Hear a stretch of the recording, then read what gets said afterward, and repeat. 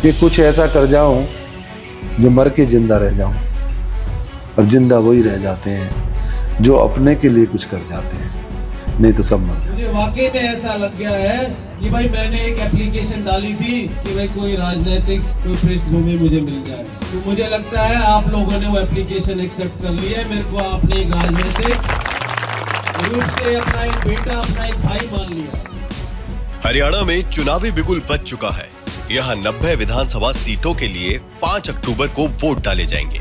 यहाँ मुकाबला एक बार फिर से कांग्रेस और भाजपा के बीच है, लेकिन लोगों की पैनी नजर इस बार समालखा सीट पर है, जहां बीजेपी ने हरियाणा के पूर्व मंत्री करतार सिंह भड़ाना के पुत्र मनमोहन सिंह भड़ाना को रण क्षेत्र में उतारा है।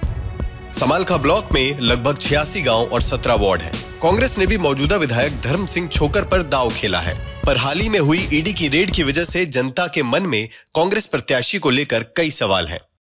प्रधानमंत्री के प्रचार के दौरान भी समालखा के बीजेपी प्रत्याशी प्रधानमंत्री मोदी के साथ मंच पर दिखाई दिए।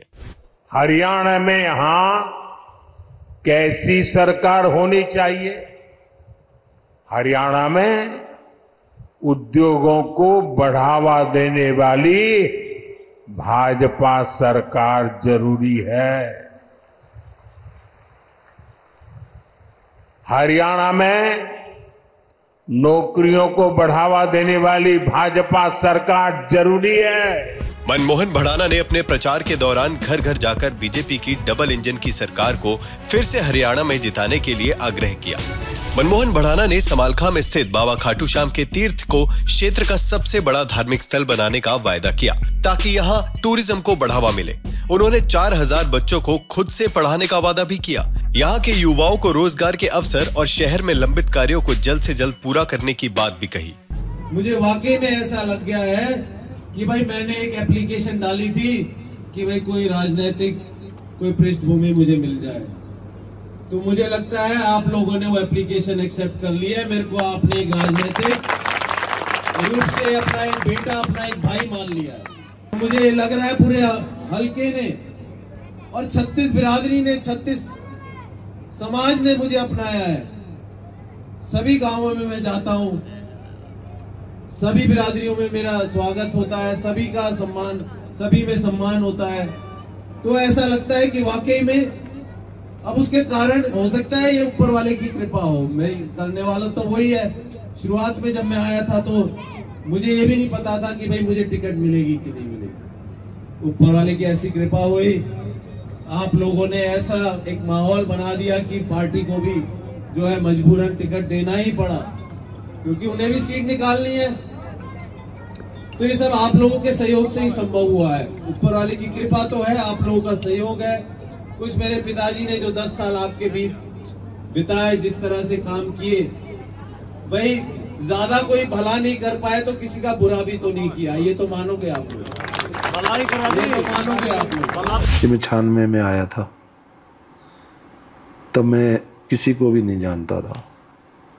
सिर्फ 15 दिन पहले मैं समालखे में आया और समालखे वालों ने मुझे संभाल लिया।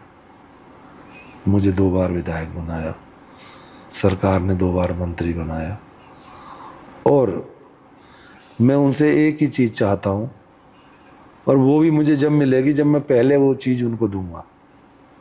मैं सम्मान चाहता हूँ। मैं अपने लोगों का इतना सम्मान करता हूँ कि बिछ जाता हूँ। समालखा के हर तबके के लोगों के लिए समान विकास का वादा किया। मनमोहन भड़ाना की रैलियों में लोगों का हुजूम देखने को मिल रहा है। भड़ाना साहब बहुत अच्छे इंसान है भैया। बीजेपी पार्टी बहुत अच्छी है, बिना खर्ची के, बिना पर्ची के काम हो रहे हैं, नौकरियां मिल रही है, सब कुछ बढ़िया हो रहा है। और बीजेपी यही फूल खिलेगा यहाँ समालखा हल्के में, बड़े जोरदार से फूल खिलेगा अब की बार।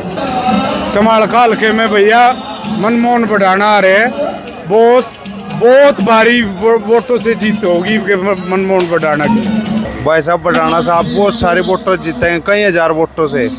हाँ जी। कोई टक्कर में है इनके? नहीं, कोई नहीं। कोई तो नहीं, कोई धर्म सिंह चोकर नहीं है, कोई नहीं है भड़ाना साहब के आगे, कोई नहीं है। हाँ, एक तरफा भड़ाना जी है जी। ऐसा क्यों? ऐसा ही है भाई साहब, मोदी जी के नेतृत्व में जा रहे हैं ना भड़ाना साहब, तो भड़ाना की वोट है भाई।